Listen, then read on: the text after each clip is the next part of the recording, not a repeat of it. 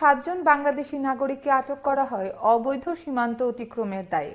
একটি ঘটনা মধুপুর থানা এলাকায় এবং দ্বিতীয়টি বিলোনিয়ায়। বিলোনিয়া থানার পুলিশ 2 বাংলাদেশির সাথে পশ্চিম বাংলার 4 জন নাগরিককে আটক করে, কারণ তারাও অবৈধভাবে সীমান্ত অতিক্রম করেছে। 2 থানার পুলিশ 2টি ঘটনার বিস্তারিত তথ্য সংবাদ মাধ্যমকে জানিয়েছেন। আমরা বিলোনিয়া থানার পুলিশ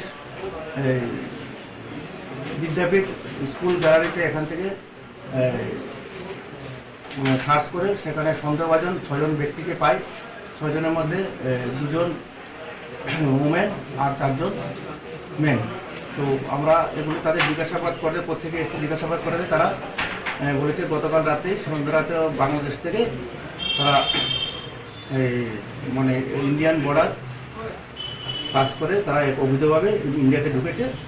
ভোরবেলা একটি গোপন সংবাদের ভিত্তিতে মধুপুর থানা, আমাদের গোয়েন্দা শাখা এবং এলাকাবাসীর সহযোগিতায় আমরা 5 জন বাংলাদেশি লোককে আটক করতে পারি পাথারি দোয়ার সীমান্তবর্তী অঞ্চল থেকে, এবং এরপর এদেরকে আমরা থানাতে নিয়ে আসি এবং এখন ইন্টারোগেশন চলছে। এর ভিত্তিতে একটি স্পেসিফিক কেসও আমরা রেজিস্টার করে নিয়েছি এবং আদালতে তাদেরকে ফরওয়ার্ড করা হয়।